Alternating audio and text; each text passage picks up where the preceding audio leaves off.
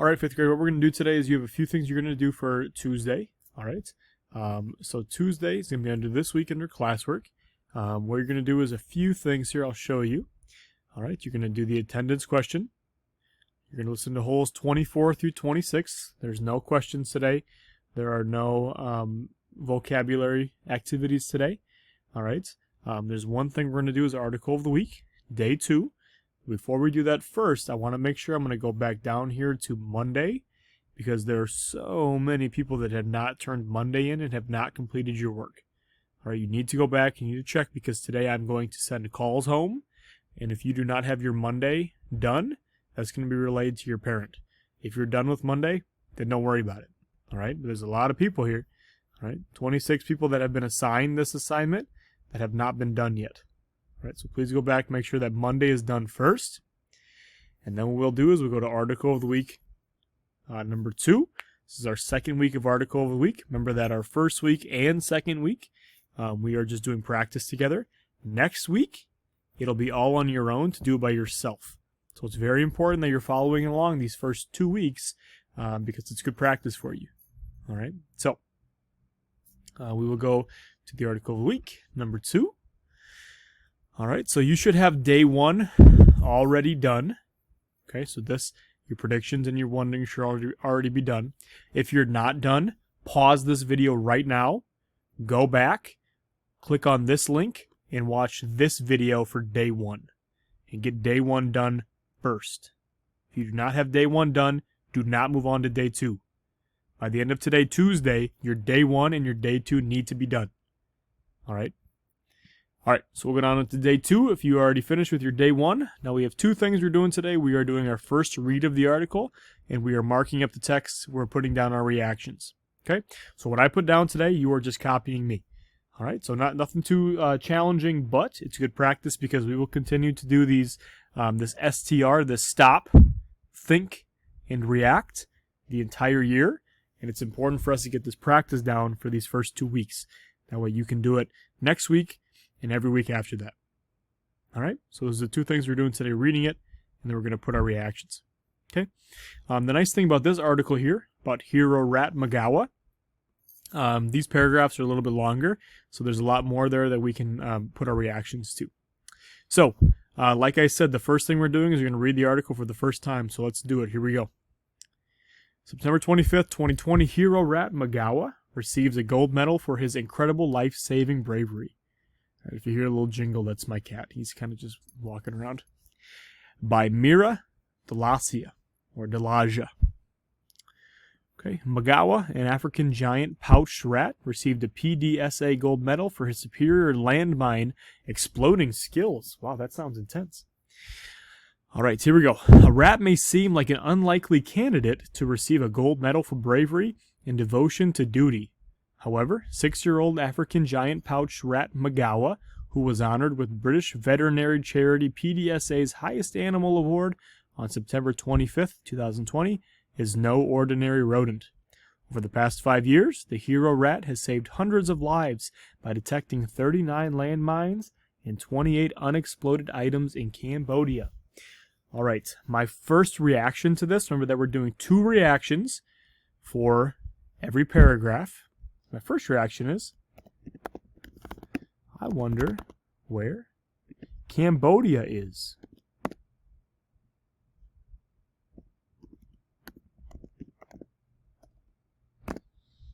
That's my first reaction, right? So this rat is finding landmines in Cambodia.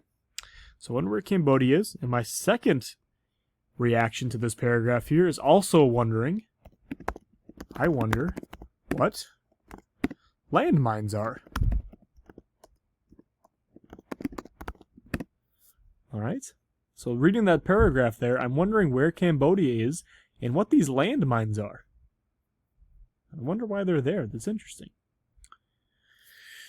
Okay. I do know where Cambodia is. I know that it's by Vietnam. I know it's kind of by Laos in Southeast Asia. And I know landmines are these things that are kind of in the ground that were used during war. That if soldiers would step on, they would explode, and so it was very deadly. So I guess I have more questions now. I'm wondering how this rat survives, and I'm wondering how like elephants that live in that area haven't like stepped on them, and I have a lot of questions. All right, let's read on. This is the very first time in our 77-year history of honoring animals that we will have presented a medal to a rat, PDSA Chair John Smith said during the virtual award presentation ceremony on Friday. All right, so my first reaction here is it's saying the first time in our 77-year history, giving it to a rat. What kind of animals usually get it? So what kind of animals usually get this award? Are they usually dogs, cats, horses? I'm wondering what that's all about. Okay. And then I'm going to, I have kind of a question here about this virtual award presentation. So I have a wondering, I wonder if it's virtual because of COVID. All right. So I wonder if this virtual award presentation ceremony that happened on Friday, I'm not sure what day exactly it was, but this article was published on the 25th of September, so I wonder if it was virtual because of COVID. Yes, I do want to change that to IT''S.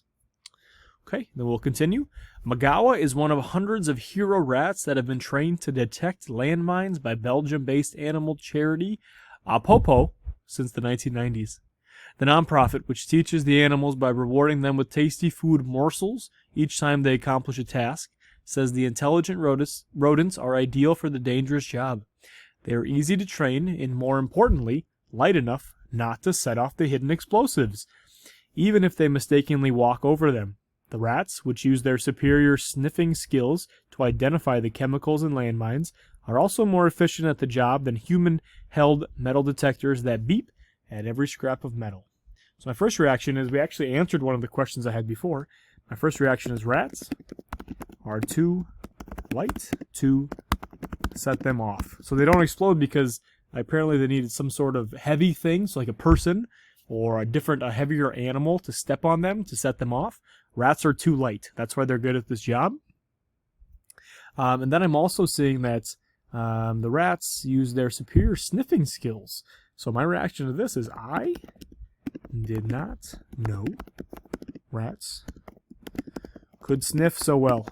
Who knew? Who knew rats were so good at smelling? I guess it kind of makes sense because rats usually find their ways indoors, and I suppose they have to smell something inside to be able to find it. But that's interesting. It's a very interesting thing to be able to know about an animal and to use them, right? So instead of just having rats as like pets or just have them living around, we get to use them. Okay. You know, I'm not a huge rat fan. Honestly, if I saw a rat in my house, I'd probably, I don't want to say I'd scream, but I would not be very happy. But that's a pretty cute looking rat right there. I got to be honest. All right. Magawa is one of 100 hero rats trained by Belgian charity Apopo to detect landmines and other hidden explosives. All right. Though all Apopo rodent graduates excel at their jobs, Magawa, who has been working in Siem Reap, Cambodia since 2016, is the charity's most successful hero rat. In addition to being accurate, the animal is exceptionally efficient at his job and can sniff out an area the size of a tennis court in 30 minutes. This task would take a human with a metal detector up to 4 days. Wow. I'm just thinking about a tennis court is not very big, and it takes a human 4 days to do that. Over the past 4 years, the mighty rodent has helped clear over 141,000 square meters. It's 35 acres of land or the equivalent of 20 football pitches. It must be a soccer field. This must be a British article. We don't call that a pitch, we call it a field. His efforts have allowed local communities to live, work, and play without fear of losing life or limb. So my first reaction is going to be about that tennis court. We'll do this actually. A tennis court in 4 days is very slow. Which makes sense because, I mean, a tennis court in 4 days, I'm sure, with landmines being kind of these almost like bombs in the ground, you have to be very careful. So a tennis court in 4 days is very slow. And then we'll talk about this here, this 20 football pitches. This article must be British. And we know it's British because this Apopo is Belgian. So I guess, I mean, that's a European country. It's not in Britain, but it's a different European country. This article must be British.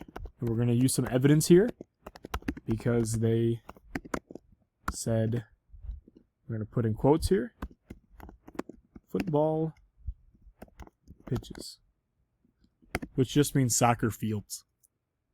All right. Okay. Looks like we have just 2 more paragraphs here. Landmines are concealed devices designed to detonate by the presence, proximity, or contact of a person or vehicle. They were first used in World War II to protect strategic areas such as borders, camps, or important bridges, and to restrict the movement of opposing forces. Since then, they have been deployed in numerous conflicts, including in the Vietnam War, the Korean War, and the First Gulf War. All right. My first reaction here is that World War II, that was a long time ago. World War II was about 80 years ago. Okay, so that makes me think, wow, those landmines that are still there 80 years from now, from 80 years ago, I wonder if they're still working. I wonder if they are still deadly and very dangerous. Okay, let's see. So they're used in order to protect strategic areas such as borders, camps, or important bridges, and to restrict the. So what I'm seeing here is that they were used to protect bridges. My question here is, wouldn't they possibly destroy? Oh, what happened there? Destroy bridges. Right, so they're supposed to protect bridges, but wouldn't they maybe destroy bridges? I wonder how that would work. I wonder how that looked back in when there was war going on in that area. All right. Okay, one last paragraph for today, and then we're done with day 2. While the location of each device around the world has carefully marked and mapped during the early years, things became a little lax as the practice continued, making it impossible to remove the explosive once the conflict had ended. Today, over 60 million people living in 59 countries, from Angola to Cambodia, live in daily fear of landmines and other remnants of past wars. Hopefully, with brave detection, rodents like Magawa hard at work, the threats will soon be removed. My first reaction to this is, I am incredibly thankful. So I am thankful that we do not have to worry about this. That's incredible. Wow, I did not know that. So 60 million people in the world today.